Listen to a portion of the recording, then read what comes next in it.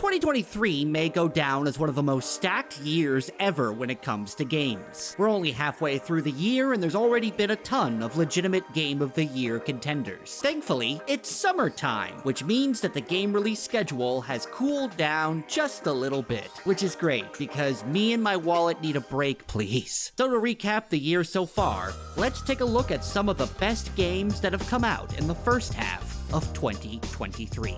The year started off strong with a rhythm-based action game that shadow dropped into our hearts, HiFi Rush. The gameplay has a fairly unique hook as you not only beat up enemies, but you have to beat them up to the beat. It's a beat-based beat-em-up. What's odd about HiFi Rush is that it was made by Tango Gameworks, a company that is typically known for titles that are spooky. And yet, HiFi Rush is vibrant, colorful, goofy, with likable characters and catchy music that we obviously can't play on YouTube because they'll get very mad at us. Pizza Tower has become this year's indie darling, which isn't very surprising considering that it stars the most relatable main character of any game ever. I love Peppino because he's the only video game character I can think of that's as sweaty and anxious as I am. This game is bursting with personality, from its frantic gameplay where you run full speed through a level bulldozing everything in your path, to its Rocco's Modern Life inspired art style. I mean, even the screen when you select your save looks amazing. He looks so nervous, he's afraid you're gonna choose the wrong save file. If there's one thing that this year has, it's plenty of remakes. Now, in other years, that would be a very bad thing. But thankfully this year, a lot of these remakes have actually been pretty good. Dead Space was the first major remake of the year, and it managed to spruce up a game that was already a bona fide sci-fi horror classic. The combat still feels fantastic. There were small but significant changes made to make the characters more three-dimensional, and improved the level design by giving you more freedom to explore the Ishimura. Plus, Isaac actually talks in this one, so he can play a more active role rather than stand around and blankly take orders. Alright EA, you did something good for once. Now remake Dead Space 2 and then make a Dead Space 3 that doesn't suck. Speaking of space-based remakes, Metroid Prime Remastered came out this year, which you'll be forgiven for forgetting about, as this year is so overcrowded with good games, even a Metroid Prime remake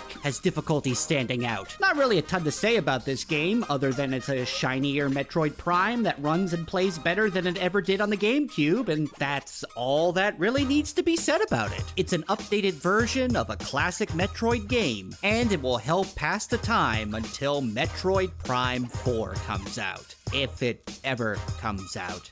I'm still not convinced that that's a real game and not some kind of scam Nintendo is pulling for tax purposes. Boy, I sure hope you're not sick of remakes yet, because here's another one. Resident Evil 4 Remake somehow took one of the best action horror games ever made and made a better version of it. Capcom has been on fire the last few years with their game releases, especially with the Resident Evil franchise. They could have just slapped a new coat of paint on the old game and called it a day, but instead they made tweaks to the story, the level design, and added the ability to parry weapons with your knife, which just feels so good. It somehow manages to feel like the original RE4 while playing like a brand new game. I do kinda miss my boy U3 though. Star Wars Jedi Survivor gave us another dose of Star Wars Dark Souls, and while the formula hasn't quite been perfected yet, this is still a pretty fun time. I've theorized that everything gets dramatically better the moment you're given a lightsaber, and Jedi Survivor pretty much proves that theory correct. This sequel gives you more planets to explore, more Jedi powers, lightsaber stances to stab things with, and the story is filled with just the right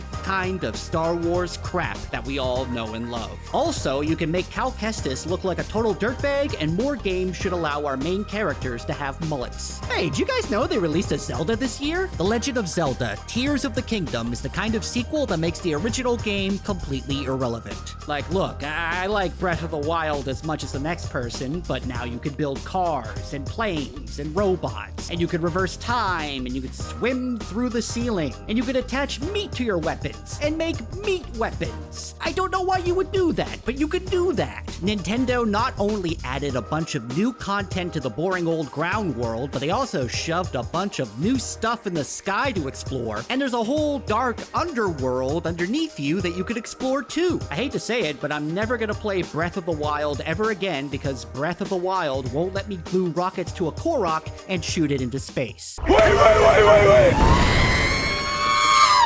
Oh yeah, yeah, Capcom released another great game that might win Game of the Year. Seriously, when did Capcom go from the people who made Dark Void to like the best developer around? Street Fighter VI is maybe the most accessible fighting game ever made, and it has managed to turn people who would normally never touch a fighting game into fans who can't stop punching things. The new modern control scheme is drawing in more players than ever before, and the story mode is absolutely ridiculous, with quite possibly the best character creator ever, that you can either use to make an intricately detailed fighter or a horrifying homunculus. And then like 4 days after Street Fighter came out, Diablo IV came out because God forbid I use my money to buy groceries. Diablo IV is a fantastic RPG. There's a surprisingly engaging story, the combat is perhaps the best it's ever been in the series, it's a blast to play with friends in co-op, and it even runs well on consoles. I guess it shouldn't be that big of a shock that this turned out so well, as who better to make a game about the personification of evil than the personification of evil. We finally got to experience Final Fantasy XVI, and it turns out that the evolution of Final Fantasy looks a whole lot like Devil May Cry. FF16 is a massive departure from the standard Final Fantasy formula, becoming a full-on action game with a story that is Game of Thrones, only they gave Jon Snow the power to turn into a fire demon, which I guess is just different enough to not get sued.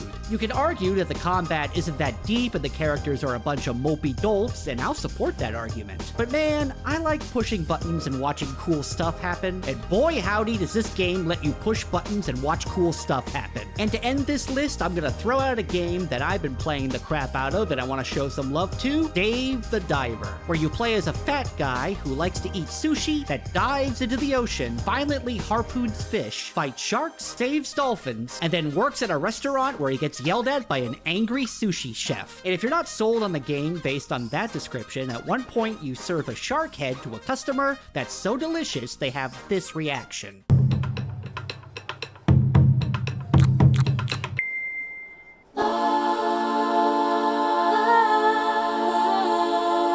So yeah, if you like stabbing fish and managing restaurants, you should probably play this. And that's just a few of the great games that have come out so far in 2023, and there's still so many more to go, like Starfield, Alan Wake 2, and Baldur's Gate 3, and probably like 100 others I'm forgetting about. Lies of P.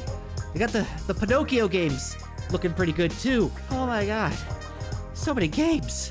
Let us know what your favorite game of 2023 so far is in the comments below, and make sure to check out thegamer.com for all your gaming news and guides. I'm Jamie Latour, and I need to contact my landlord because I don't think I'm gonna have enough money to pay my rent for the rest of the year.